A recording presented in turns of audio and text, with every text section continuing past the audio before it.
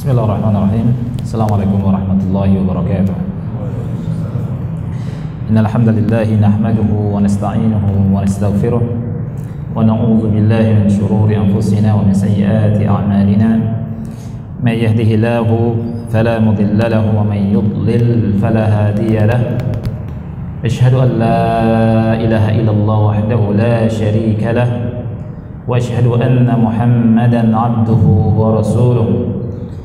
يا أيها الذين آمنوا اتقوا الله حق تقاته ولا تموتن إلا وأنتم مسلمون يا أيها الناس اتقوا ربكم الذي خلقكم من نفس واحدة وخلق منها زوجها وبث منهما رجالا كثيرا ونساء واتقوا الله الذي تساءلون به والأرحام إن الله كان عليكم رقيبا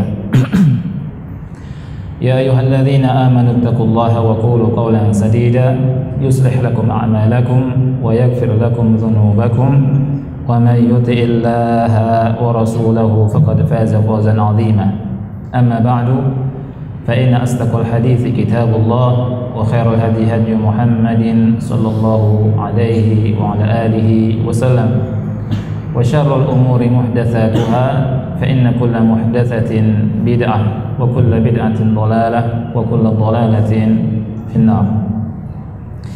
أحبتي في الله إخواني وأخواتي في الله rahimani wa rahimakumullah.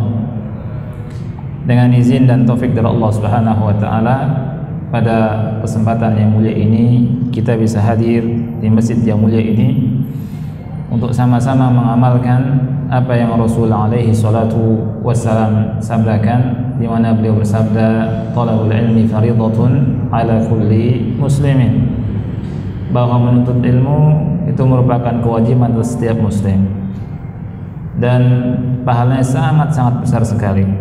Oleh karena itu Rasul yang mulia alaihi salatu wassalam pernah bersabda dalam hadis yang sahih yang diriwayatkan oleh Imam Al-Bukhari dan Muslim, man yuridillahu bi khairan yufaqihu fid din. Barang siapa yang Allah kehendaki kebaikan, maka Allah akan jadikan dia paham tentang dinnya, tentang agamanya. Talabul ilmi ikhwati fillah adalah ibadah yang sangat besar yang Al-Imam Al-Hasan Al-Basri rahimahullah berkata, babun minal ilmi yata'allamuhu al-mar'u khairun lahu minad dunya wa ma fiha. Kata beliau, satu bab ilmu yang dipelajari oleh seseorang itu lebih baik daripada dunia beserta isinya. Dunia beserta isinya itu tidak ada apa-apanya dengan seseorang yang belajar satu bab ilmu agama.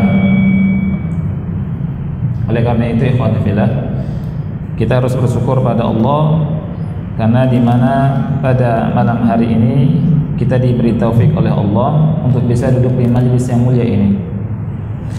Dalam kesempatan yang mulia ini kita akan membahas permasalahan yang sangat-sangat penting, yakni tentang ziyadatul iman wa nuqsanuhu, atau asbab ziyadatul iman wa nuqsanihi, sebab bertambahnya iman dan berkurangnya iman. Ini sesuatu yang sangat penting yang harus kita perhatikan, karena semua amalan itu dibangun di atas keimanan ikhwati fillah. Kita lihat,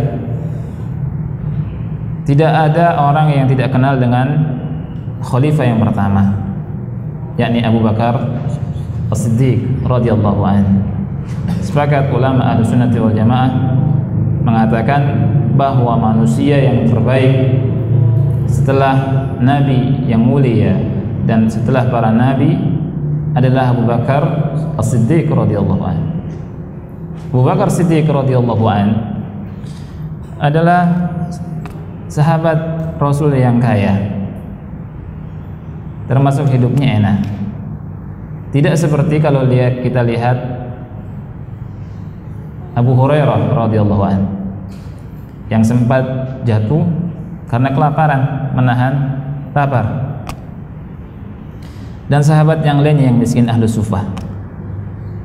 Tetapi Abu Bakar Siddiq radhiyallahu anhu ikhwati fillah itu lebih afdal dari mereka, lebih utama dari mereka.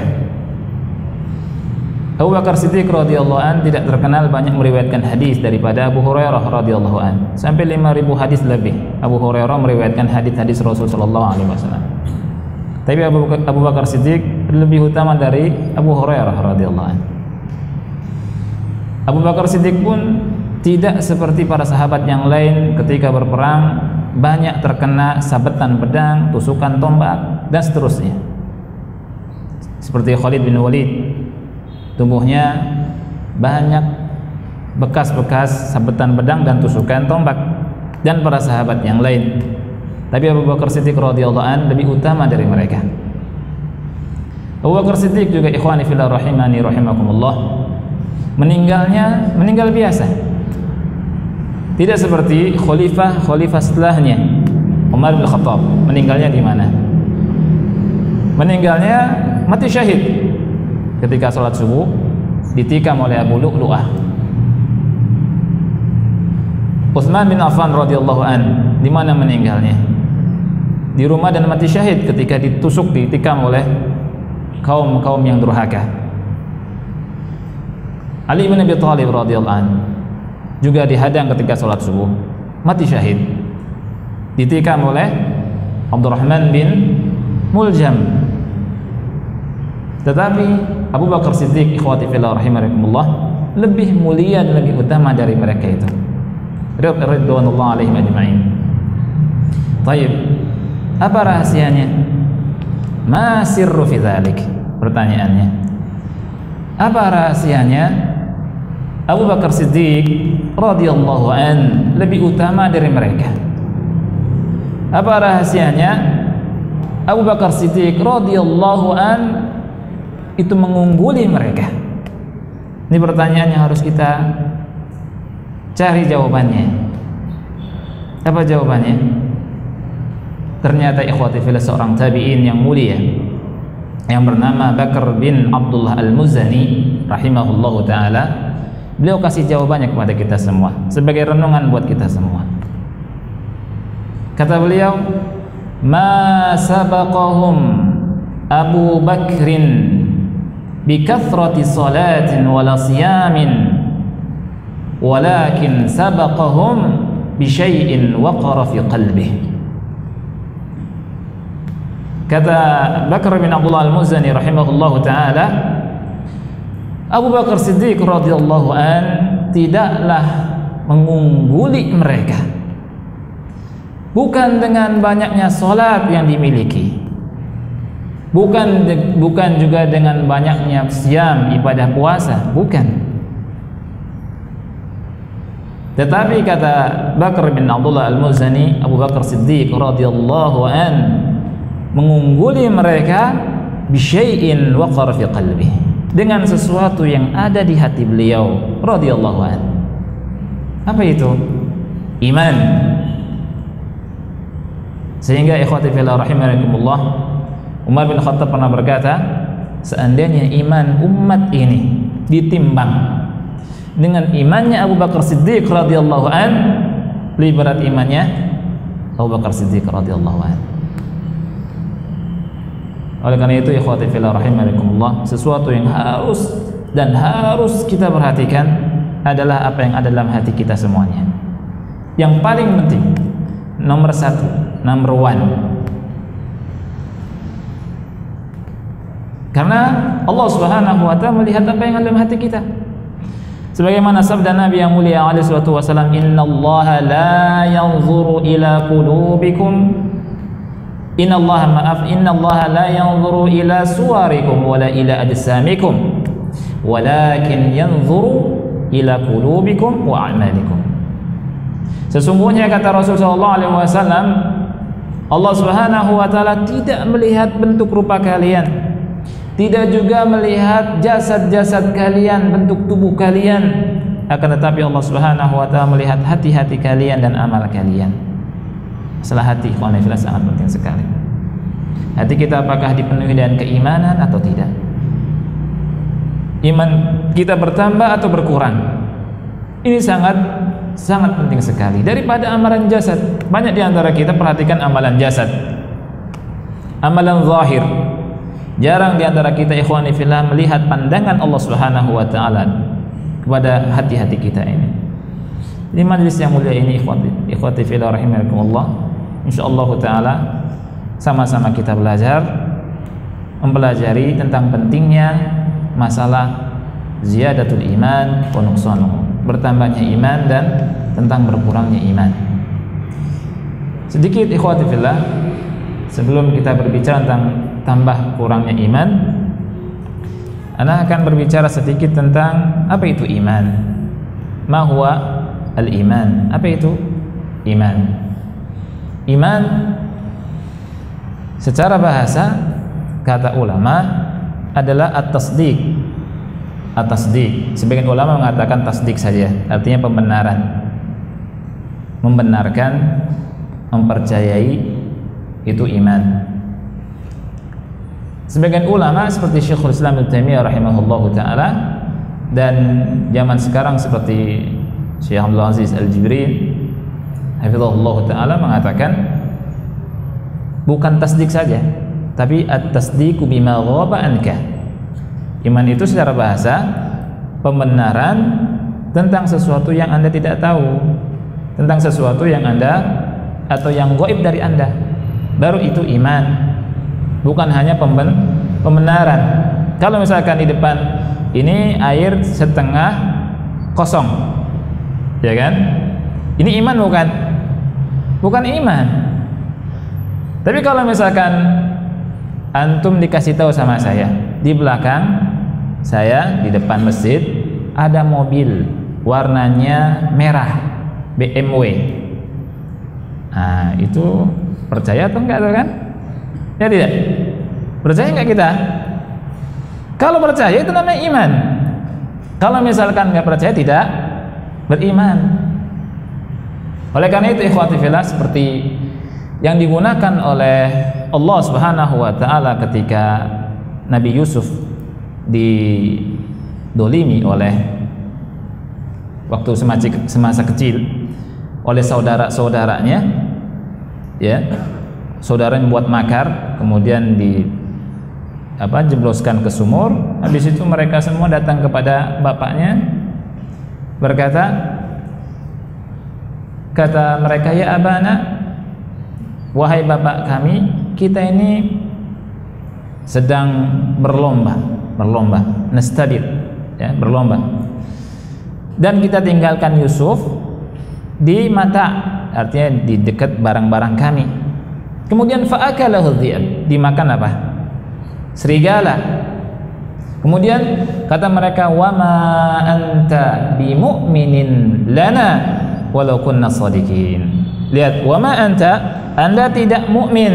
Artinya apa? Tidak percaya kepada kami walaupun kami benar. Ikhwati fillah rahimani rahimakumullah, mereka menggunakan kalimat mukmin. Jadi mukmin itu percaya secara apa? Bahasa. Adapun menurut syariat ikhwati fillah rahimakumullah, lafaz iman itu kata ulama ketika kita mau mendefinisikan lafaz iman dilihat dari dua sisi. Ketika lafaz itu berdiri sendiri dan ketika lafaz itu bergandengan dengan lafaz Islam. Ketika lafaz itu berdiri sendiri, maka artinya mencakup semua hal yang ada pada agama kita dalam tiga sisi. Dari sisi i'tiqad, masalah keyakinan, kemudian masalah ucapan, dan masalah amal perbuatan. Iman mencakup tiga hal ini. Kalau antum jumpai lafaz iman di Al-Quran atau di nas hadis Rasul Sallallahu Alaihi Wasallam sendiri, maka maknanya mencakup tiga hal itu: i'tiqad, qaul bil lisan, dan amal perbuatan. Oleh karena itu ulama, ya, ketika mungkin antum juga belajar waktu di madrasah, apa itu iman? Iman adalah qaulun bil lisan, ucapan dengan lisan, i'tiqadun bil janan, keyakinan dalam hati, kemudian amalun bil arkan, dan dibuktikan dengan amalan anggota badan. Itu iman. Itu iman. Yazidu bit ta'ati wa yanqusu bil ma'siyah. Ditambah dua definisi lagi, bertambah dengan ketaatan, berkurang karena maksiat. Itu definisi iman ketika iman itu berdiri sendiri. Oleh karena itu kalau antum lihat firman Allah Subhanahu wa taala dalam surat Al-Anfal ayat yang kedua, Allah berfirman, innamal mu'minuna alladzina idza dzukirallahu wajilat qulubuhum wa idza tuliyat 'alaihim ayatuhu zadatuhum imana wa 'ala rabbihim yatawakkalun. Lihat, sesungguhnya orang-orang yang beriman itu adalah innamal mu'minuna alladzina idza dzukirallahu, apabila disebut nama Allah hati mereka takut. Ketika dibacakan ayat-ayatnya, ayat Rabb mereka, kemudian tambah keimanan mereka dan mereka bertawakal kepada Rabb mereka. Kemudian disebutkan setelahnya, alladzina yuqimuna sholata wa mimma razaqnahum yunfikun. Mereka suka menegakkan salat dan menafkahkan sebagian harta yang Allah berikan pada mereka. Lihat, Allah juga sebutkan mukmin itu orang-orang yang mengerjakan amalan kebaikan, salat, kemudian zakat atau infak yang wajib dan infak yang sunnah. Allah katakan ulaika humul mu'minuna haqqan. Mereka adalah orang-orang mukmin yang hak. Ini makna iman ikhwati fillah ketika berdiri sendiri. Di dalam hadis Nabi sallallahu alaihi wasallam, hadis yang dikeluarkan oleh Imam Al-Bukhari dan Imam Muslim, Rasul pernah bertanya kepada para sahabat. Kata Rasul SAW, hal tadruna mal imanu billah? Wahai para sahabatku, tahu tidak apa arti beriman kepada Allah? Kata Rasul, syahadatu an la ilaha illallah, bersaksi bahwa saya tidak ada ilah kecuali Allah, wa iqamus shalah, menegakkan salat, wa itauz zakah, membayar zakat, wa shaum Ramadan, dan puasa Ramadan, wa an tu'tul khumusa minal maghnam, kemudian kalian menyerahkan 1/5 dari ghanimah. Iman dalam hadis yang mulia ini, riwayat Bukhari Muslim, itu tidak hanya keyakinan di hati, tapi Rasul menggandengkan dengan apa? Ya, dengan salat. Salat kan amalan. Puasa, zakat, ini amalan. Ini ketika iman berdiri sendiri. Tetapi kalau antum jumpai lafaz iman sendiri, lafaz Islam sendiri, maka maknanya berbeda. Iman itu yang berhubungan dengan keyakinan, Islam berhubungan dengan amal perbuatan. Siapa yang tahu contohnya? Contohnya di hadis Jibril, hadis yang kedua di Arba'in Nawawiyah. Di hadis kedua di Arba'in Nawawiyah, kan Jibril alaihi salatu wasalam datang dalam berupa manusia. Bajunya putih, rambutnya rapi, tidak ada bekas bepergian, hitam. Kemudian meletakkan kedua lututnya di depan kedua lutut Nabi dan meletakkan kedua tangannya di atas paha Nabi SAW. Apa yang ditanya oleh Jibril? Ditanya tentang apa pertama? Iman. Kata Jibril, akhbirni anil iman, kabarkan padaku tentang iman. Rasulullah SAW menjawab tentang keimanan dengan keyakinan yang ada di dalam hati. Kata Rasul, al-imanu an tu'mina billahi wa malaikatihi wa kutubihi wa rusulihi wal yaumil akhir wa tu'mina bil qadari khairihi wa syarrihi.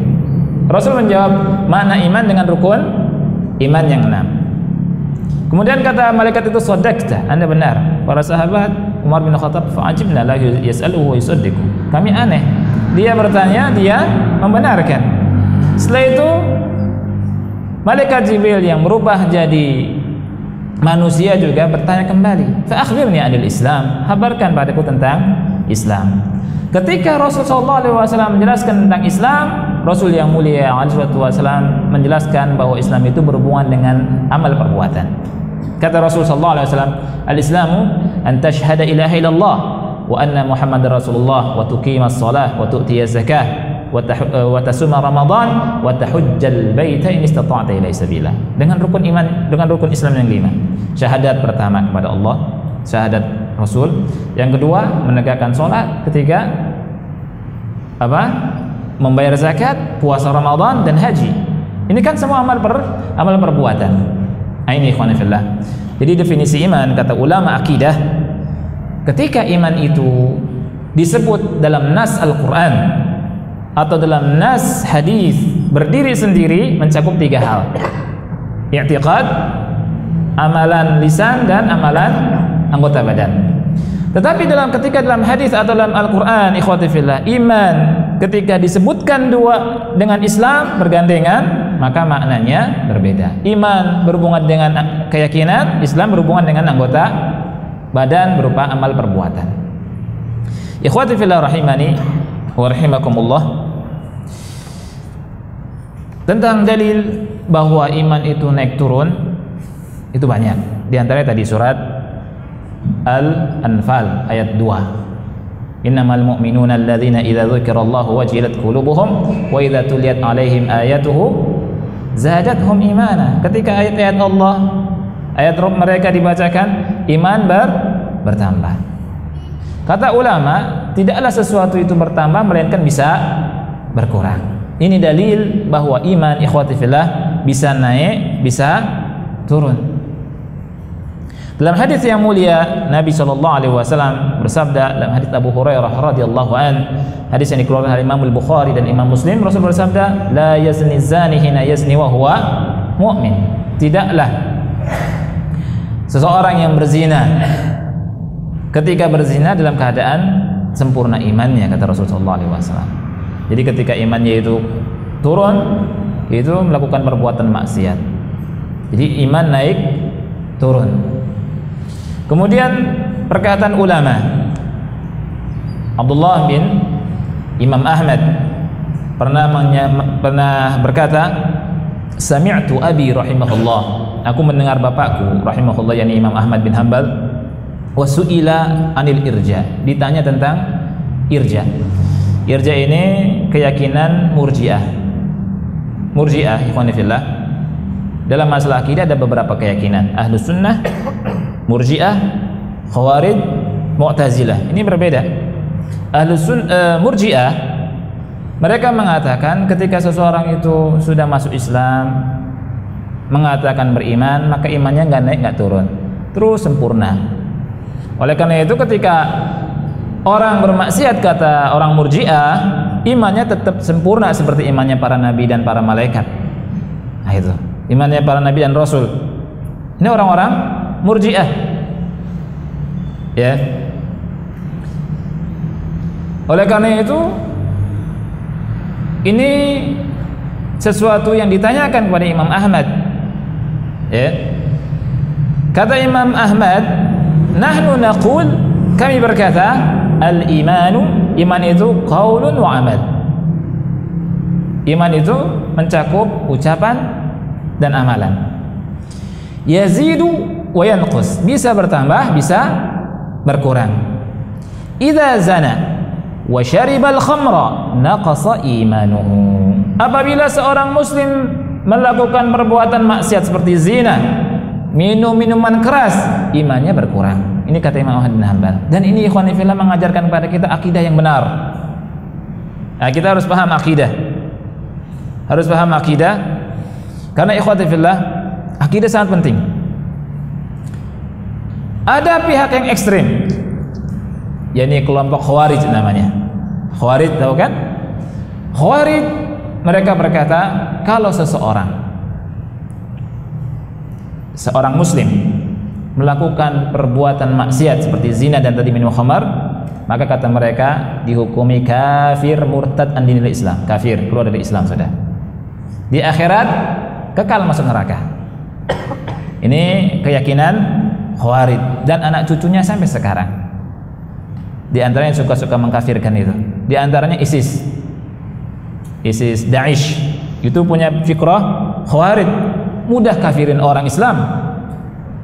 Itu Khawarij zaman sekarang, bahkan lebih sadis, ya, nyimpang sedikit sembelih orang. Nah, itu makanya banyak yang dibunuh orang Islam sama mereka. Lihat pilot Yordania dibakar hidup-hidup. Ini dari Islam? Bukan dari Islam, ya. Ada lagi Mu'tazilah. Kalau Mu'tazilah meyakini gini, kalau Mu'tazilah, orang yang berbuat zina dan minum khamr tadi itu dia tidak Islam, tidak juga kafir. Dalam istilah akidah, fil manzilati baina manzilatain. Dia berada dalam sebuah posisi di antara dua posisi. Posisi Islam dan posisi kafir. Dia keluar dari Islam, ya, artinya bukan Islam, juga belum masuk ke kafiran. Lebih aneh lagi orang Mu'tazilah. Tetapi orang Mu'tazilah sama dengan orang Khawarij ketika menghukumi pelaku dosa besar di akhiratnya, yakni sama-sama masuk neraka dan kekal selama-lamanya. Kita harus tahu bagaimana akidah Ahlussunnah wal Jamaah. Akidah Ahlussunnah wal Jamaah seperti yang dikatakan oleh Imam Ahmad bin Hanbal. Ketika seorang muslim melakukan perbuatan maksiat dan dia masih mengaku itu maksiat, naqasa imanuhu, imannya berkurang. Tetap dikatakan mukmin, naqisul iman, tetapi imannya berkurang. Ini sesuatu yang sangat pokok yang harus kita ketahui, ikhwani fillah rahimakumullah. Baik. Setelah kita mengetahui tentang makna iman, pentingnya iman, karena Allah melihat hati kita semuanya. Makna iman juga kita harus tahu secara bahasa dan secara syariat. Kemudian dalil-dalil bahwa iman itu bisa bertambah dan bisa berkurang. Maka di waktu yang sangat singkat ini, ikhwati fillah, kita bahas sesuatu yang penting sekali, yakni asbab ziyadatil iman wa nuqsanihi. Sebab-sebab bertambahnya iman dan sebab-sebab berkurangnya iman. Karena penting sekali di zaman sekarang.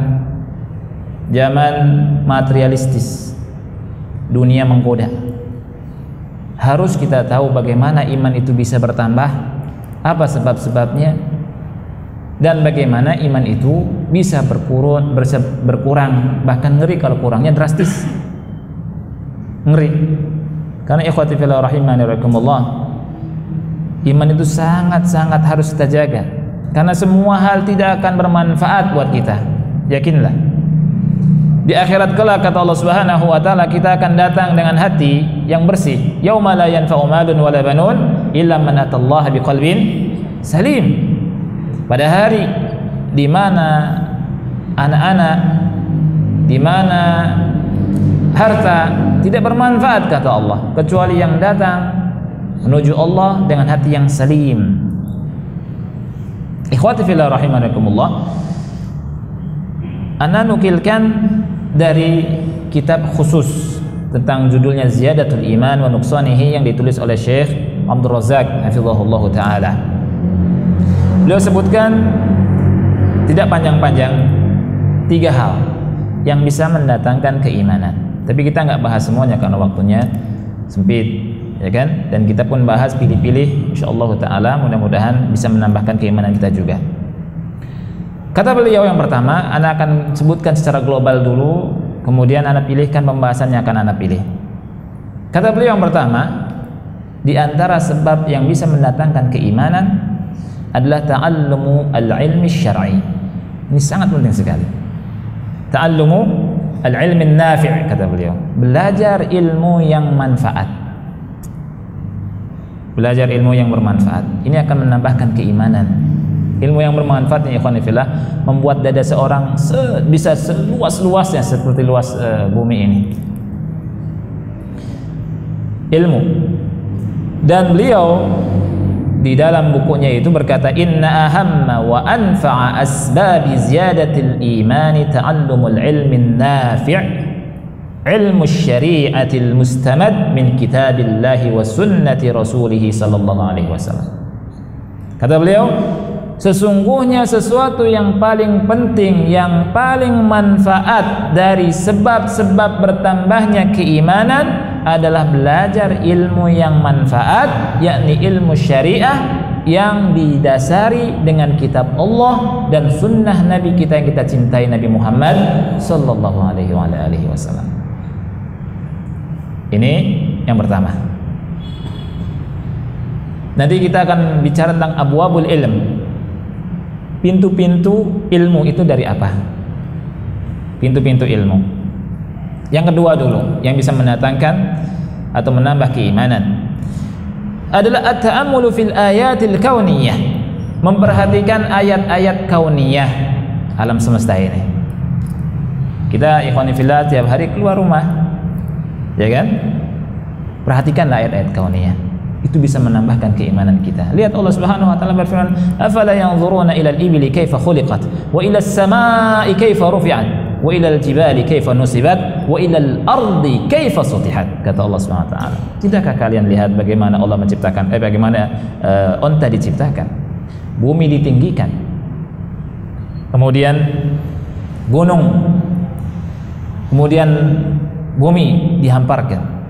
Itu semua ikhwati fillah maksudnya agar kita bisa mengambil pelajaran yang bermanfaat dari situ. Ayat-ayat kauniyah bisa nambah keimanan. Ya. Harus diambil, jangan jalan hanya sekedar jalan. Jalan kita ambil ibrah, ada yang tabrakan meninggal, ambil ibrahnya. Jangan serem ya kan gitu. Habis itu bikin takut kita nggak bisa mau keluar lagi. Dah, orang mukmin ngambil pelajaran dari itu. Setiap kejadian bisa diambil pelajaran. Anda dikirimin gambar ya ikhwan fillah, gambar di WA. Ada mobil is'af. Mobil is'af itu apa? Ambulan. Kalau bahasa Arabnya sayyaratul is'af. Isinya 4 orang.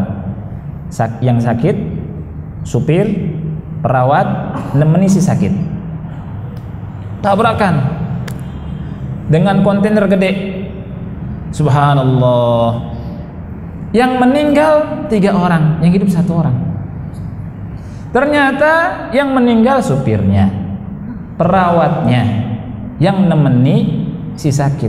Yang sakit sehat, nggak meninggal. Padahal kalau mau meninggal siapa duluan? Si sakit duluan. Itu kan yang nganter, wah nganter enak aja lah nganter yang sakit. Kita masih enak-enakan. Subhanallah, disikat mati. Itu bisa ngambil pelajaran dari situ. Ngambil pelajaran dari pelajaran-pelajaran yang ada di dunia ini. Kemudian ikhwani fillah, yang ketiga, al-ijtihad fil qiyam bil a'mali shalihatil khalisah liwajhillah. Sungguh-sungguh beramal soleh, ikhlas karena Allah Subhanahu wa taala. Ini 3 hal ini ikhwani fillah, secara global hal-hal yang bisa mendatangkan dan menambahkan keimanan kita. Tapi kita kembali ke masalah yang pertama yang bisa menambahkan keimanan. Tadi kita bicara tentang pintu-pintu apa? Pintu-pintu ilmu syar'i. Ilmu syar'i itu ada pintu-pintunya. Kalau kita masuk pintunya, kita akan ambil tuh ilmu itu. Apa saja pintu-pintunya kata Syekh Abdul Razak hafizahullah ta'ala, beliau sebutkan ada 5 perkara. Yang pertama, qiraatul Qur'anil Karimi wa tadabburuh. Baca Al-Qur'anul Karim dan mentadaburinya. Ini yang pertama. Baca Al-Qur'an, tadabbur Qur'an. Yang kedua, ma'rifatul asma'i al-husna wa sifatil ula. Mengenal nama-nama Allah yang baik dan sifat-sifatnya yang tinggi. Ini yang kedua. Jadi dengan mengenal nama-nama Allah dan sifat-sifat yang tinggi, ini pintu ilmu dan akan mendatangkan keimanan atau akan menambah keimanan kita. Yang ketiga, memperhatikan sejarahnya Rasul sallallahu alaihi wasallam. Dengan perhatian terhadap sejarahnya Rasul akan tambah iman. Bagaimana Rasul sallallahu alaihi wasallam diangkat jadi nabi, kemudian hijrah dan seterusnya, peperangan-peperangan yang ada. Selain mendatangkan fikih, ada faedah-faedah yang sangat-sangat besar. Kemudian juga yang keempat, memperhatikan keindahan-keindahan agama yang kita cintai ini, kebaikan-kebaikan agama kita dari semua sisinya, masya Allah. Mahasinud dinil islami, din Islam kita ini ikhwan fillah, kalau antum perhatikan itu tinggi di atas yang lainnya, ya'lu wa la yu'la, dan terbukti semua dari semua sisi. Itu semakin akan kita tambah iman. Kemudian yang kelima, beliau sebutkan qiraati sirati salafi hadhil ummah, membaca sejarah salaf umat kita. Salaf umat kita baca sejarahnya. Jangan baca komik. Kalau baca komik bukannya nambah iman, nambah bodoh. Ya. tambah jauh dari Allah Subhanahu wa taala, kemudian buang waktu. Kemudian orang kaya karena kita beli apa?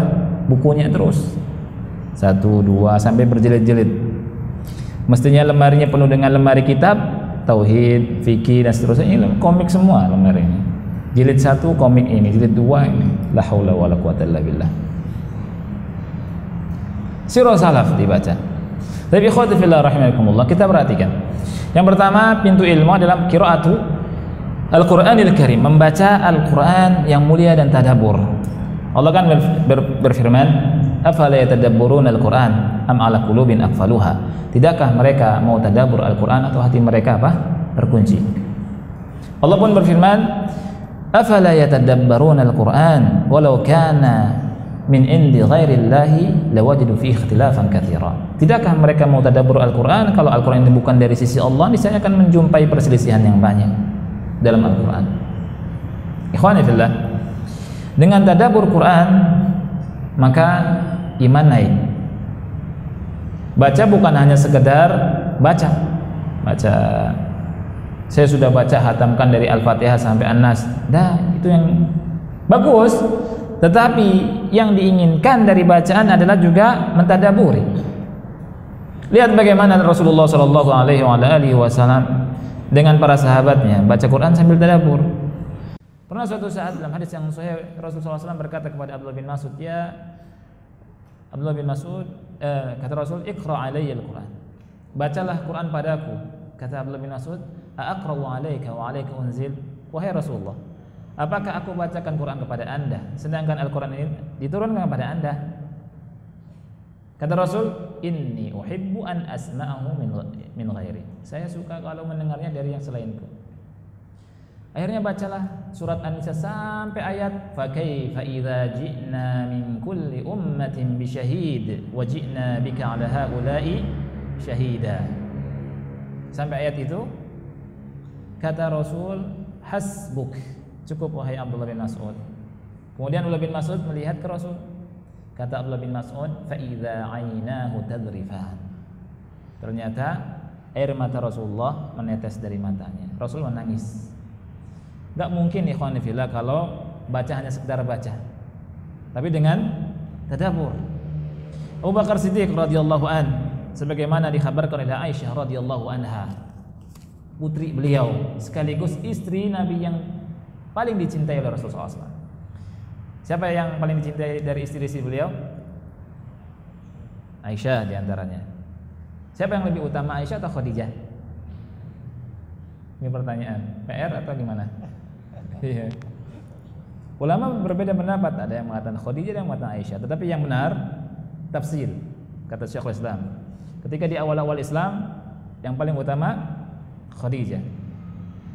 Karena dengan subhanallah perjuangan Khadijah, istri Nabi yang mulia sallallahu alaihi wasallam radhiyallahu anha luar biasa. Sebelum ada yang beriman, beliaulah yang beriman. Beliau yang menghibur.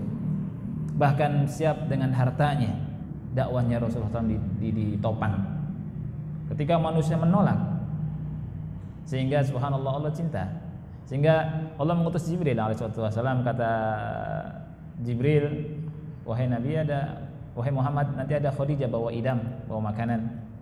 Kalau datang, sampaikan salam dari Allah dan dariku, ya, dan kabarkan kepada Khadijah bahwa Khadijah nanti mendapatkan rumah di surga. Sudah disiapkan rumah yang indah dari mutiara, yang tidak ada kepayahan di dalamnya dan tidak ada kebisingan. Disiapkan oleh Allah surga, di sana rumah. Aisyah juga demikian. Kata ulama, Aisyah itu utamanya di akhir-akhir Islam ini. Coba antum lihat hadis-hadis itu banyaknya dari jalur siapa? Aisyah radhiyallahu anha. An Aisyah, dari Aisyah. Keutamanya sangat besar sekali. Fakihnya sahabiyat, termasuk ulama wanita, Aisyah radhiyallahu anha. Aisyah putrinya Abu Bakar Siddiq. Aisyah menggambarkan bagaimana Abu Bakar Siddiq radhiyallahu radhiyallahu anhu wa radhiyallahu anhuma tentunya. Bagaimana Abu Bakar Siddiq ikhwan fillah ketika membaca Quran tersentuh.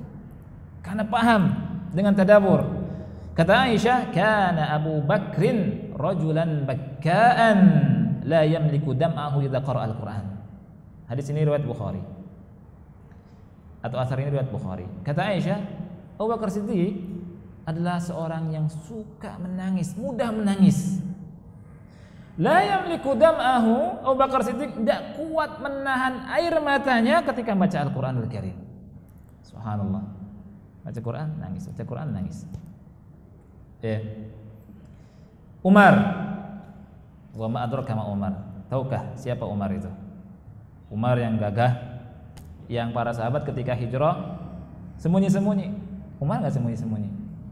Jalan tenang. Ya. Dan enggak ada yang hadang.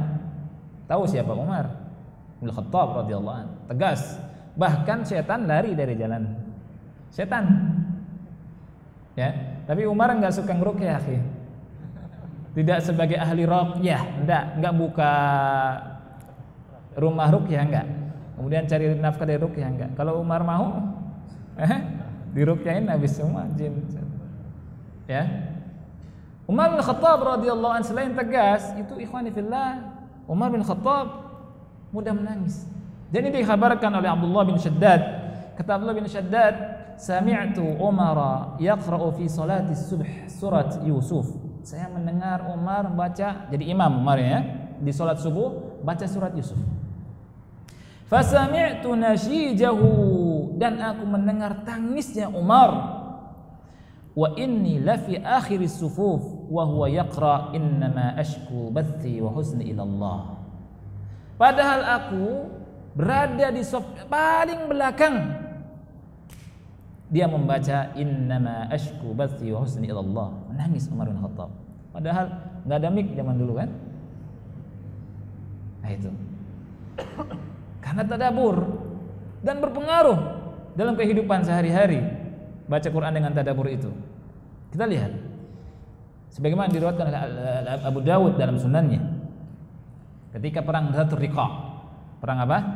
Zatul Riqa. Di peperangan Zatul Riqa itu hadis ini disahihkan oleh Syekh Albani rahimahullahu taala. Rasul sallallahu alaihi wasallam memerintahkan dua sahabat dari kalangan Muhajirin dan Ansar, satu Muhajirin, satu Ansar, untuk menjaga di pintu Sya'ab. Kemudian menjaga malam, ya, takut ada musuh. Yang tidur duluan orang Muhajirin, tidur. Orang Ansar dia sambil menjaga salat musuh. Ikhwan fillah, lihat dua orang sahabat ini, wah ada yang jaga. Musuhnya akhirnya apa? Siapkan panahnya, luruskan panahnya, kemudian ditembakkan kepada sahabat ini, dilepaskan panahnya, nancep.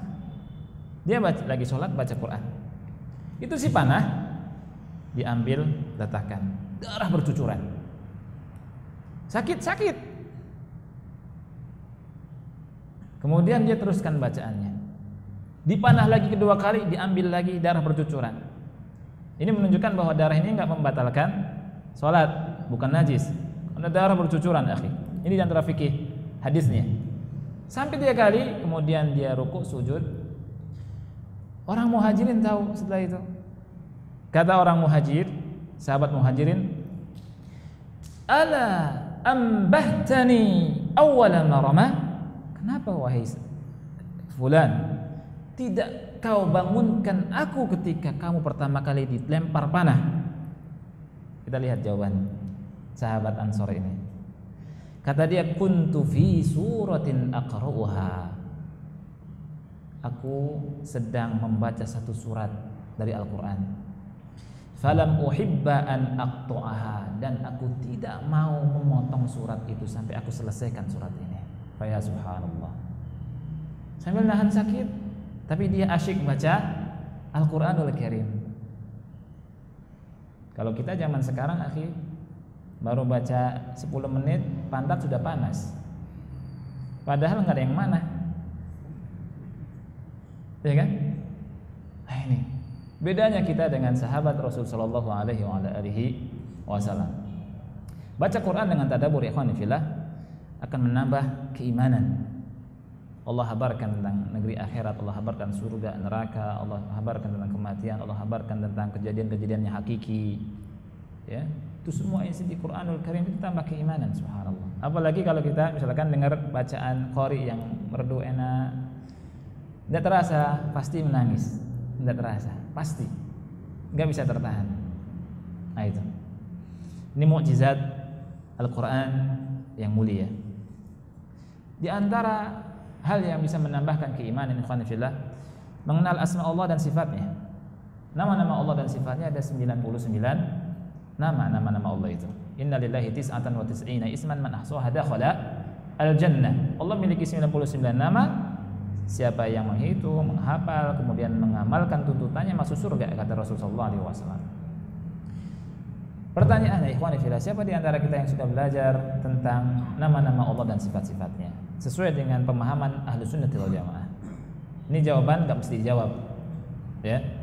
Tapi sebagai PR buat kita kalau belum belajar, baca. Alhamdulillah sudah ada terjemahan. Kalau sudah, buka lagi. Belajar akidah itu penting. Ini bisa menambahkan keimanan. Kita cari panjang ya. Ambil satu contoh saja, nama Allah Al-Alim. Kita pelajari nama Allah Al-Alim. Allah Maha mengetahui. Ilmunya Allah beda dengan ilmunya kita. Ilmunya Allah, ikhwani fillah, Allah disebut alim, tidak didahului dengan bodoh dan tidak disusul dengan lupa. Kalau ilmunya kita awalnya bodoh, ya kan? Setelah kita belajar pasti lupa. Coba antum belajar bahasa Arab, ngapalin Quran, ya? Pernah lupa nggak? Pernah lupa kan? Atau sering?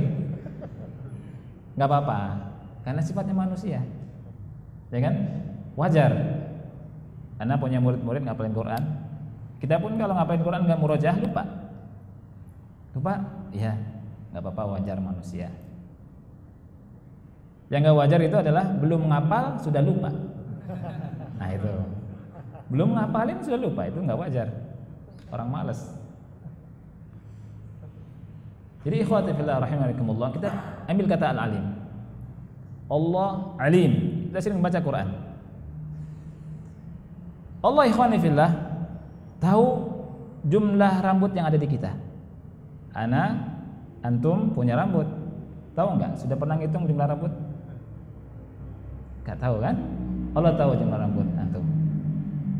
Allah tahu jumlah bulu kucing. Berapa jumlah bulu kucing? Ditambah 2, 3 dan seterusnya kucing sedunia. Allah tahu jumlah bulu kerbau. Kita tahu enggak? Enggak tahu. Di dalam surat yang mulia, surat Al-An'am ayat 59. Al-An'am 59. Allah berfirman, "Wa indahu mafatihul ghaibi la ya'lamuha illahu." Di sisinya lah kunci-kunci keghaiban, tidak ada yang tahu kecuali Dia. Wa ya'lamu ma fil barri wal bahr, dan Allah mengetahui apa yang ada di daratan dan di lautan. Di daratan semuanya Allah tahu. Di lautan Allah tahu pasirnya, airnya, bebatuannya, ikan-ikannya Allah tahu. Kemudian kata Allah, "Wa ma tasqutu min waraqatin illa ya'lamuha." Tidak ada satu daun pun yang jatuh, kata Allah. Allah informasikan di surat ini. Tidak ada satu daun pun yang jatuh illa ya'lamuha, melainkan Allah tahu. Kita punya rumah, misalkan di rumah ada tanaman, nggak tahu kita kapan satu-satu jatuh daun itu, nggak tahu. Illa ya'lamuha. Dan bukan sedikit, seluruh dunia hutan-hutannya Allah tahu kapan jatuh-jatuhnya, satu-satunya itu tahu. Di Indonesia yang terkenal hutannya, menunjukkan gimana ilmu Allah tahu. Kemudian kata Allah, wala habbatin fi dhulumatil ard. Tidak ada satu biji kecil di kegelapan malam, melainkan Allah tahu. Ada seorang ulama Syekh Utsaimin rahimahullah pernah menggambarkan, ada orang di tengah lautan, di tengah malam, hujan deras. Dia lemparkan benda yang sangat kecil. Kemana jatuhnya Allah tahu. Di dasar lautan itu kegelapan bertumpuk di situ. Di tengah malam jam 12 misalkan, atau setengah 12, satu gelapnya malam, ditambah gelapnya awan, ditambah air yang deras gelap, ditambah dalamnya air lautan, ditambah gelapnya lumpur di dasar lautan, gelap di atas kegelapan. Ketika dilemparkan benda kecil, di mana tempatnya Allah tahu enggak? Allah tahu. Kalau kita nyerah sudah, kita menunjukkan kita yang dhaif, lemah. Adam air saja nggak ketemu-temu lama, jatuh di mana, kan gitu. Pesawat Malaysia nggak ketemu, gede padahal. Ini menunjukkan kita ini dhaif. Allah tahu nggak di antara kita lagi duduk di sini? Sangat tahu, kita ini gede-gede semuanya.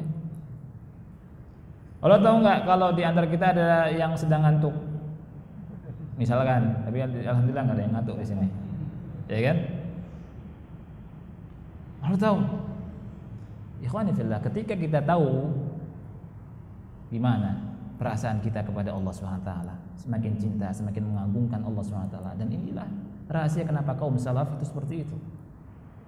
Merasa diawasi oleh Allah, merasa dilihat oleh Allah Subhanahu wa taala, sehingga ikhwani fillah, ana yakin kalau ilmu akidah ini diajarkan di umat, maka kemaksiatan akan hilang, banyak hal yang rusak akan hilang, korupsi nggak mungkin terjadi. Ya, kita lihat ketika di zaman Umar bin Khattab radhiyallahu an, ada seorang wanita punya putri penjual susu. Penjual apa? Susu. Disebutkan oleh Ibnu Jauzi dalam kitab Ahkamun Nisa. Umar bin Khattab bersama sahabatnya lagi jalan, kemudian tidak sengaja, karena kalau sengaja nggak boleh kan? Tidak sengaja mendengar percakapan ibu dan anak. Ibu penjual susu, ibunya bilang ke putrinya, "Ya benatah, ikhlitil labana bil ma." Wahai putriku, campur air susu dengan air biasa. Kata putrinya, "Ya ummah, ala takhafina min Umar?" Ya ibuku, tidakkah anti takut? Tidakkah anti takut kepada Umar? Kata ibunya, "Ya benata, innaki fi mawdi'in la yaraki minhu Umar." Wahai putriku, anti sekarang ada di tempat yang Umar enggak lihat. Enggak lihat Umar, padahal Umar lagi dengerin. Apa kata putrinya? "Ya ummah, in kana Umaru la yarana, fa Rabbu Umar yarana." Wahai ibuku, seandainya betul Umar enggak lihat kita, sesungguhnya Allah, Rabbnya Umar, ibuku melihat kita. Subhanallah. Merasa dilihat. Alim, Allah Maha tahu. Lihat ikhwan fillah. Sangat penting sekali akidah ini diajarkan. Orang kalau ngerti Allah itu melihat, Allah itu tahu, dia mau berbuat sesuatu mikir-mikir. Dia akan berusaha pandangan Allah kepadanya, dia berada di amalan yang Allah ridhai. Seperti lagi duduk di sini, Allah ridha dengan kita duduk di sini. Allah kasih keberkahannya pada kita, Allah kasih rahmatnya pada kita, Allah kasih pahala. Dan orang tidak akan berbuat sesuatu yang mendatangkan murkanya Allah Subhanahu wa taala. Nah ini ikhwan fillah, ana minta 5 menit lebih dikit ya. Baik. Karena waktunya panjang. Bukan waktunya panjang, pembahasannya panjang sebenarnya kan? Baik. Kita langsung saja masuk ke sebab-sebab berkurangnya iman. Sebab-sebab berkurangnya iman. Sebab-sebab berkurangnya iman sebenarnya banyak sekali kata Syekh. Tetapi intinya kembali kepada 2 masalah. Sebab yang datang dari luar dan sebab yang datang dari dalam sendiri, dan yang kedua sebab yang dari luar. Dan kita nggak mungkin bahas semuanya, oleh karena itu ikhwati fillah, ana akan sebutkan globalnya saja, kemudian kita ambil permasalahan yang mungkin agak penting. Sebab yang datang dari dalam. Syekh Abdul Razak sebutkan 4 hal. Yang pertama, karena kebodohan. Yang kedua, karena ghaflah, lalai, berpaling dan lupa. Yang ketiga kata beliau, an-nafsul ammaratu bis-su, jiwa yang ngajak perbuatan buruk. Karena jiwa ini kan mengajak perbuatan buruk sebagaimana Allah firman dalam surat Yusuf, innan nafsa la ammaratun bis-su illa ma rahima rabbi. Sesungguhnya jiwa itu ngajak perbuatan yang apa? Buruk. Coba antum, inginnya tidur atau belajar? Harus jujur. Salafiyin jujur. Ya, pada subuh inginnya santai tidur kan gitu. Jiwa kan orang seperti itu. Inginnya di masjid atau di rumah ngopi, qahwah, enak, nonton TV. Inginnya apa? Ya seperti itu. Jujur dong. Anda juga mau seperti itu. Itu jiwa. Tapi jiwa itu, akhi, kata ulama, itu seperti anak kecil. Kalau dipaksa disapi, maka dia bisa nggak mau netek lagi. Tapi kalau nggak disapi-sapi sama ibunya, netek terus sampai umur 10 tahun netek terus. Nah itu. Kalau nggak dipaksa untuk beramal soleh, malas terus. Tapi ketika dipaksa beramal soleh, bekerja, itu jadi kebiasaan. Alangkah indahnya ketika kebiasaan kita dalam amal-amal soleh. Oleh karena itu, ikhwan fillah, sejak sekarang paksa jiwa kita untuk beramal soleh supaya terbiasa sampai kita berjumpa dengan Allah Subhanahu Wa Taala dengan menggondong pahala yang besar. Nah itu. Tapi kalau misalkan dibiarkan santai, ya sudah, bablas. Coba orang tua kita yang di kampung zaman dulu atau zaman sekarang masih ada orang yang sudah terbiasa di kampung, hidup di sawah, pagi-pagi makan sarapan, kemudian makan siang nasi liwet, sambal, kemudian gesek ikan teri, ya, kemudian lihat sawah, ya, habis itu kerja lagi, dibawa ke Jakarta. Coba, walaupun dibawa ke mall yang indah, enak, serba ada, suruh beli apa saja, gak lama, sehari 2 hari mau pulang, karena sudah terbiasa seperti itu.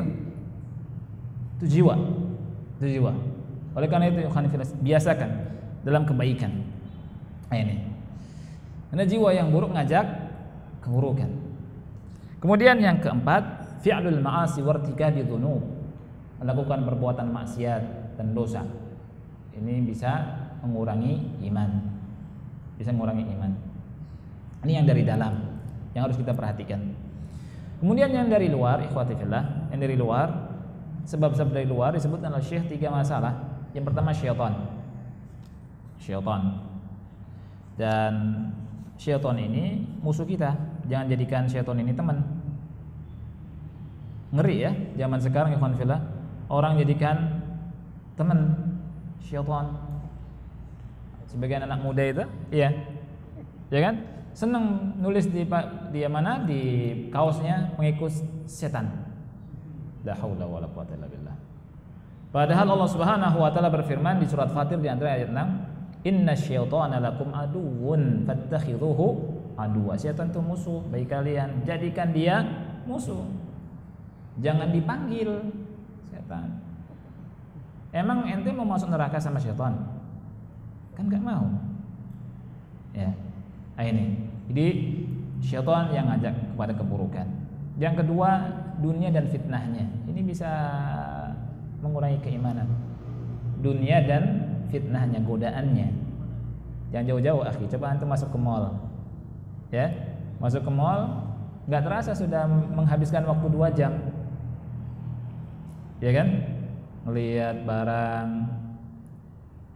ngelihat permainan, ada juga makhluk halus, ya kan?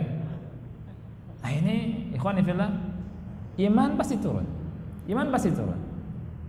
Nah itu, dunia dan fitnahnya. Ini diantaranya. Kemudian yang ketiga, ikhwan fillah, qurana usu, kawan-kawan yang jelek, kawan-kawan yang buruk. Kita diperintahkan oleh Allah Subhanahu wa taala, ikhwan fillah, untuk saling mengenal. Tetapi kalau kita ngambil sahabat, cari sahabat yang ngajak kepada kita kepada keimanan, supaya nambah keimanan. Jangan cari sahabat justru malah menyeret kita kepada perbuatan buruk dan mengurangi keimanan kita. Karena sahabat ini sangat cepat membawa kita kepada apakah perbuatan baik atau buruk. Kalau baik susah, kalau buruk paling cepat kalau buruk itu. Berapa banyak orang yang dulunya sholat, tidak sholat karena teman yang buruk. Berapa banyak orang wanita pakai jilbab, dilepas jilbabnya karena punya teman yang buruk. Berapa banyak orang yang ngaji rajin di pengajian karena punya teman yang buruk, jadi nggak ngaji. Oleh karena itu, ikhwan fillah, cari kawan yang baik. Sebenarnya Anda mau bahas tentang masalah yang pertama dari al-jahl, kebodohan ya. Kebodohan ini merupakan sebab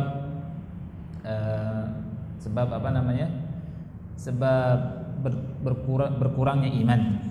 Sangat dahsyat kebodohan ini. Karena apa?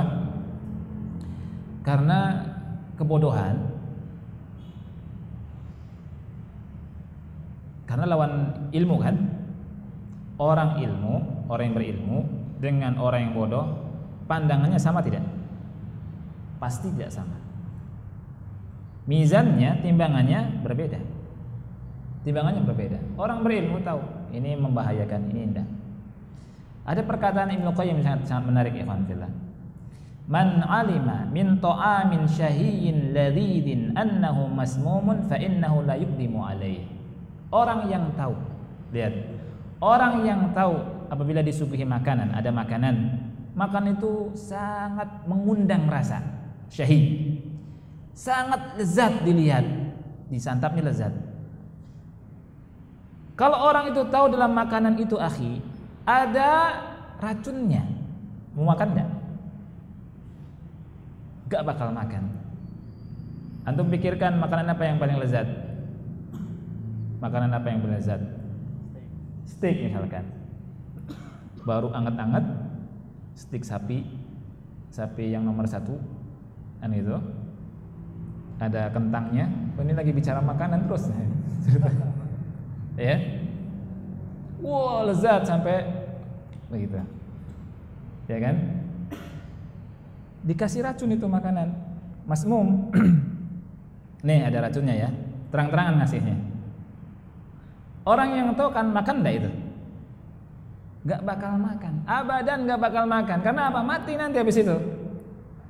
Tapi kalau orang yang bodoh, waduh enak nih, lezat, sapi nomor 1, sikat, makan. Gak tahu kalau memudaratkan dia, gak tahu kalau membuat celaka, mati. Begitu juga orang bodoh dalam kehidupan sehari-hari. Dalam kehidupan sehari-hari, cara berpikirnya dengan kebodohan. Enggak tahu kalau yang diamalkan itu akan membahayakan pada dirinya di dunia dan di akhiratnya. Racun. Tapi kalau yang berilmu, enggak. Orang yang berilmu walaupun enak, lezat, nikmat, racun. Dijauhi. Oleh karena itu penting ilmu. Jahil, ikhwani fillah, kebodohan itu sumber kesyirikan dan maksiat.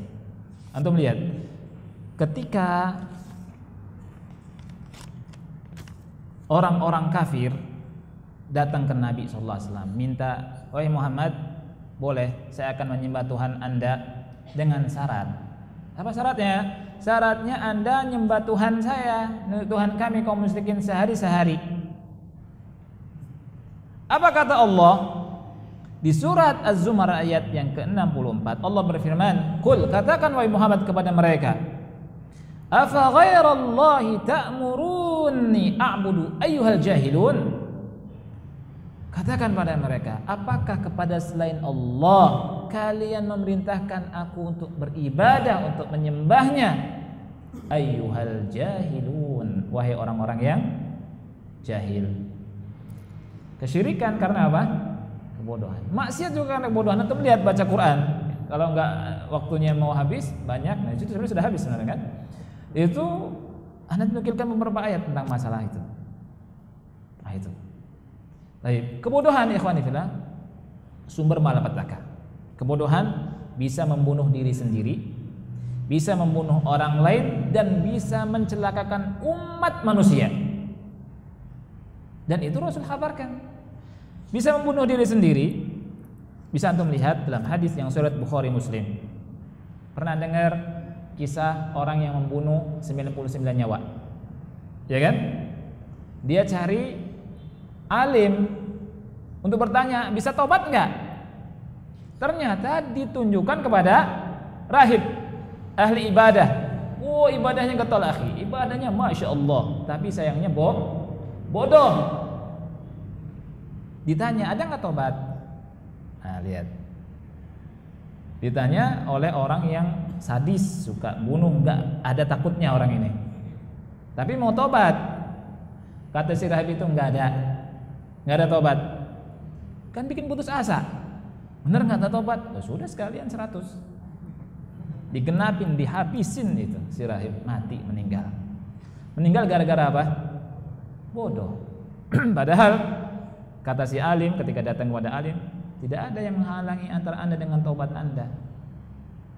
Orang alim dengan ilmunya dia selamat, nggak dibunuh, bahkan bisa membimbing orang ke dalam kebaikan. Ilmu, kebodohan bahaya. Kebodohan bisa membunuh orang lain. Sebagaimana dalam hadis yang sahih, hadis yang hasan yang diriwayatkan oleh Abu Dawud dari Jabir bin Abdullah radhiyallahu an. Kata Jabir, kami keluar safar bersama para sahabat. Kemudian di antara kami tidur mimpi basah, ihtilam.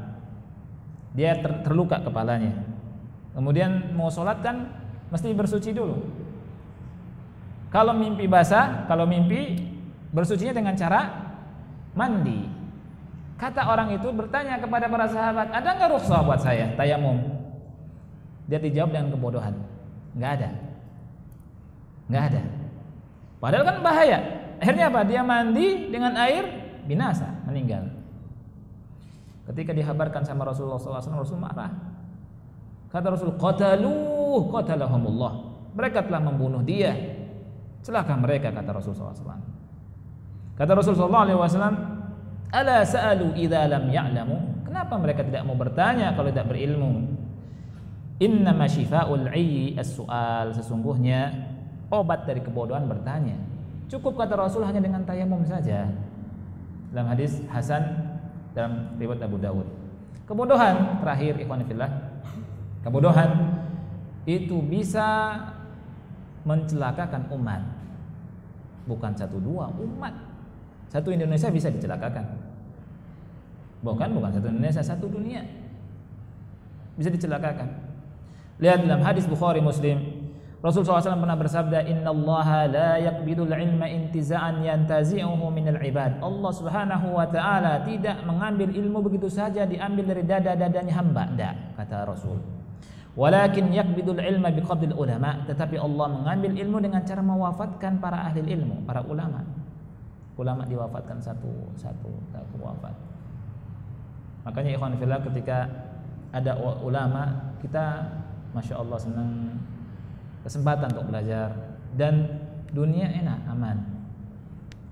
Kemudian hatta idza lam yubki aliman, sehingga kalau tidak ada seorang alim pun, apa kata Rasul, ittakhadhan nasu ru'usan juhala, maka manusia menjadikan pemimpin-pemimpin dari siapa? Orang-orang yang bodoh. Orang bodoh ini, kata Rasulullah SAW, fasu'ilu fa'aftau bighairi ilm. Mereka ditanya oleh rakyat, oleh manusia, maka mereka berfatwa tanpa ilmu. Apa yang terjadi? Fadallu, maka manusia sesat, rusak gara-gara mereka, binasa gara-gara mereka. Wa adallu, dan mereka telah menyesatkan. Hadis sahih riwayat Al-Imam Al-Bukhari dan Imam Muslim. Wallahu a'lam bishawab. Ikhwan fillah, sebenarnya panjang pembahasan ini. Kita pilih-pilih beberapa materi saja, tapi mudah-mudahan sedikit bermanfaat, ya. Dan ada waktu untuk tanya jawab. ya, kalau ada pertanyaan, fadhal. Baik.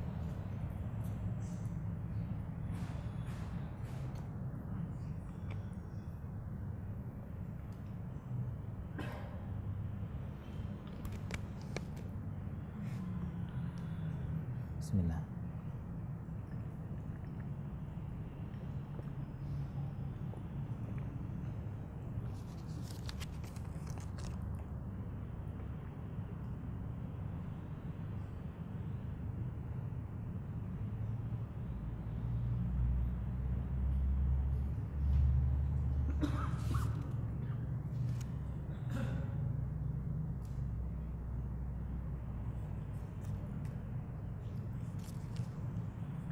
Baik, barakallahu fiik. Ada beberapa pertanyaan. Ustaz, apakah dengan zikir-zikir dalam hati akan menambah keimanan? Syukran. Baik, ada yang ingin Anda luruskan. Zikir itu dengan lisan. Dan zikir itu masuk kepada a'malul lisan, amal lisan. Dan ini masuk ke dalam sebab yang ketiga yang disebutkan oleh Syekh Abdul Razak hafizahullah dalam kitabnya Ziyadatul Iman wa Nuqsanuhu, Asbab Ziyadatul Iman wa Nuqsanuhu, yakni tentang kita harus giat beramal soleh ikhlas karena Allah. Di antaranya beliau sebutkan amal itu ada amal hati, amal lisan, dan amal anggota badan. Amal lisan masuk di dalamnya zikir. Dan zikir ikhwati fillah bukan dalam hati. Ya, zikir itu dengan lisan, tetapi dibarengi dengan hati yang tidak lalai, Tapi zikir halus komat kamit lisan kita. Ya, oleh karena itu kan, solat kan nggak boleh dalam hati solat itu bacanya. Sahabat tahu bacaan ini, bacaan itu dari mulut Rasulullah SAW dan lihat bergerak ininya, jenggotnya juga, bibirnya bergerak. Ya, nah gitu. Bukan begini. Nah, bukan. Minta doa sama Allah juga bukan diam saja, tapi minta dengan suara lirih, dengan suara yang lirih. Ya, ya Allah, ana minta rizki misalkan, dengan suara yang lirih. Para nabi juga begitu. Kaf ha ya ain sad dalam surat Maryam, dzikru rahmati rabbika 'abdahu Zakaria idz nada rabbahu nidaan khafiyya. Nabi Zakaria ketika berdoa dengan Allah, kepada Allah, nidaan khafiyya, dengan nida yang lembut. Ya. Kalau dalam hati itu boleh dikatakan merenung, tafakkur. Nah, itu dalam hati, lain lagi. Ya, tafakkur, merenung. Nah, kalau tafakkur dan merenung itu juga dapat pahala sebenarnya kalau mendatangkan keimanan. Ya. Kalau mendatangkan keimanan, kan kalau Allah bilang, "Afala yatadabbaruna al-Qur'an am 'ala qulubin aqfaluha." Ini masuk dalam amalan hati. Ya. Jadi kalau zikir sekali lagi itu dengan lisan, tentunya menambah keimanan, bisa menambah keimanan. Dari Abdullah bin Bisr ikhwan fillah, ada seorang laki-laki berkata kepada Rasulullah, hadisnya diriwayatkan oleh Tirmidzi, Anda nukilkan di sini. Ya Rasulullah, inna syara'iyal imani qad kathrat alayya. Wahai Rasulullah, syariat-syariat Islam itu sudah banyak padaku. Fa akhbirni bi syai'in atashabbatsu bihi. Habarkan padaku tentang sesuatu yang aku bisa memegangnya. Kata Rasul, la yazalu lisanuka ratban min dzikrillah ta'ala. Hendaknya lisan Anda senantiasa basah karena berzikir kepada Allah Subhanahu wa taala. Nah itu. Dan di antara faedah zikir, ikhwan fillah, kata Allah, kata Rasul dalam hadis qudsi, Allah berkata, barang siapa yang berzikir menyebut namaku pada dirinya, Allah sebut pada diri Allah. Kalau berzikir di depan malak, Allah sebutkan dia di depan malak, artinya di depan jamaah yang lebih baik dari mereka. Kata Allah, fadhkuruni adzkurkum. Berzikirlah, ingatlah kepadaku, aku akan ingat kalian. Jadi ikhwan fillah, kalau kita mau diingat oleh Allah, disebut oleh Allah, perbanyak zikir. Tapi kalau kita tidak berzikir kepada Allah, Allah tidak akan ingat kita. Ya. Ini. Ketika mereka lupa, nasullaha fanasiyahum. Ketika mereka lupa Allah, Allah pun lupa mereka.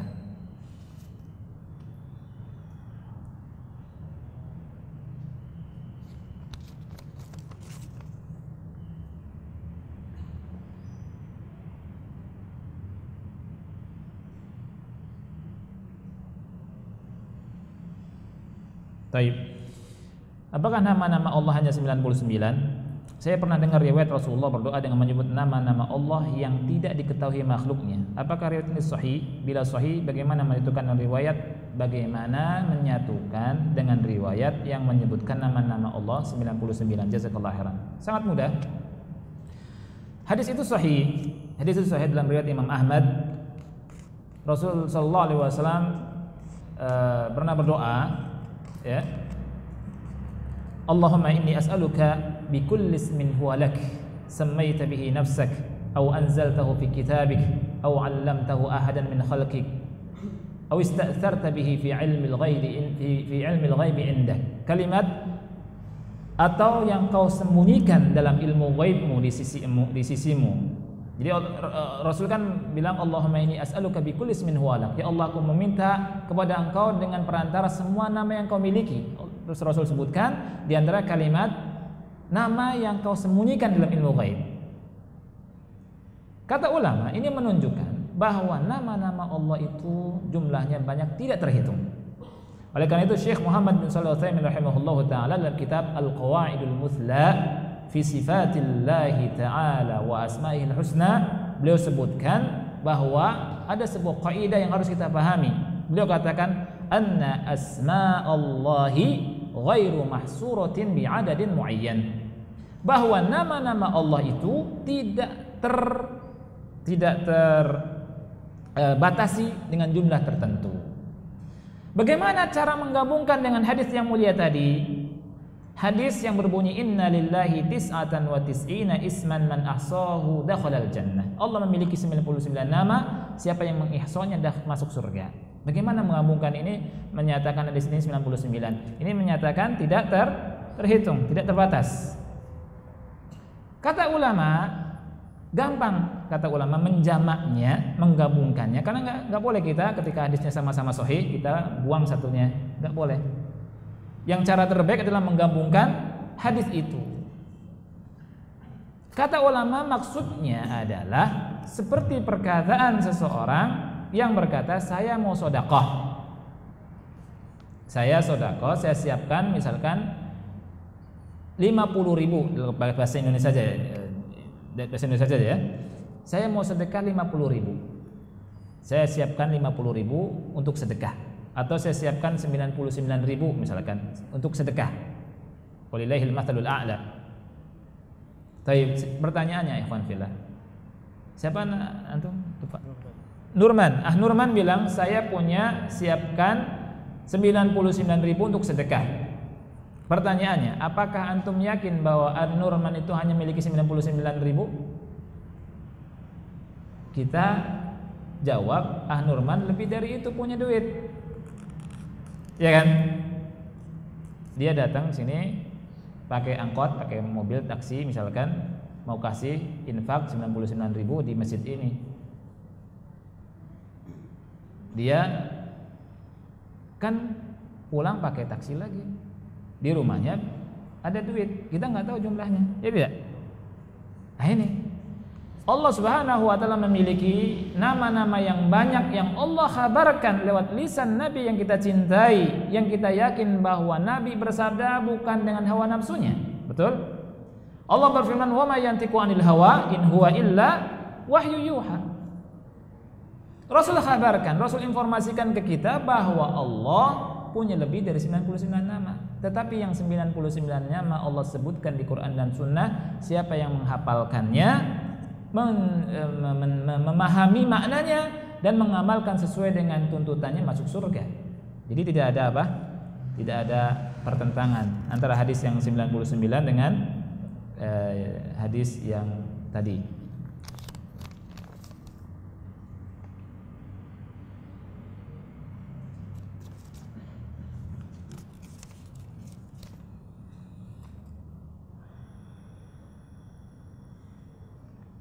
Ustadz, bagaimana jika kita menjaga keimanan namun orang-orang menganggap kita ekstrim? Dan apakah bisa seseorang itu berlebih-lebihan dalam beragama? Jazakallah khairan. Ekstrim atau keras atau lembut atau lunak itu sesuatu yang nisbi. Nisbi bukan? Nisbi. Dan ini disebutkan oleh Syekh Muhammad sallallahu alaihi wasallam rahimahullahu taala tentang keras dan lemah lembut. Menurut orang antum dibilang keras, tapi menurut kawan antum dibilang tidak keras, ya kan? Banyak. Menurut si fulan keras, menurut yang lain nggak keras kok. Nisbi bukan? Nisbi akhi. Orang memandang dengan pandangan dia. Coba kalau antum kembalikan, apa definisi keras? Apa definisi ekstrim? Apa definisinya? Coba antum tanyakan ke orang itu. Apa sih definisi ekstrim? Kenapa saya dikatakan ekstrim? Apa definisinya? Oh, karena Anda pakai jenggot. Pertanyaannya, apakah para nabi dan rasul ekstrim kalau gitu? Karena pakai jenggot, nabi dan rasul ekstrim? Para nabi akhi pakai jenggot. Ya. Lihat ketika Musa marah ke kaumnya yang nyembah berhala sapi di surat Toha, Musa ambil jenggotnya siapa? Harun. Kata Musa, "Ma mana'aka idh ra'aitahum dhallu?" Ya Harun, apa yang mencegah Anda ketika mereka itu sesat? Ya, terus dijawab sama Harun. Kata Harun di antara perkataannya, "Ya ibna umma, la ta'khudh bi lihyati wala bi ra'si." Wahai anak ibuku, wahai Musa, jangan pegang jenggotku, jangan pegang kepalaku. Ini menunjukkan Nabi Harun punya jenggot enggak? Punya jenggot. Ya kan? Punya jenggot. Rasulullah punya jenggot enggak? Punya jenggot. Pertanyaan keras tidak? Kaum salaf punya jenggot. Tapi kita ikhwan fillah harus sabar. Harus sabar. Di zaman kejahilan ini harus sabar. Ketika kita dicela, dihina, sabar. Insyaallah dengan sabar dan tampilkan akhlak yang mulia akan berbalik. Ada kisah Ibrahim bin Adham ikhwan fillah. Ibrahim bin Adham berjenggot ya Adham. Di jalan, lagi jalan, ada seorang Yahudi bawa anjing. Orang kafir biasa bawa anjing. Kata Yahudi itu, lihat Ibrahim bin Adham lewat, ditanya, "Ya Ibrahim, alihyatuka atharu min dhanabi hadzal qalb am dhanabu hadzal qalb atharu min lihyatik?" Wahai Ibrahim, apakah jenggot ente itu lebih suci dari ekor anjing saya atau ekor anjing saya lebih suci dari jenggot anta? Coba bayangkan. Antum kuat enggak dibilang gitu? Ya. Ini jenggot disamakan sama ekor anjing. Sudah ada yang bilang gitu kan, antum? Waduh, kalau ada yang bilang gitu kurang ajar kan? Belum tahu siapa saya. Marah kan?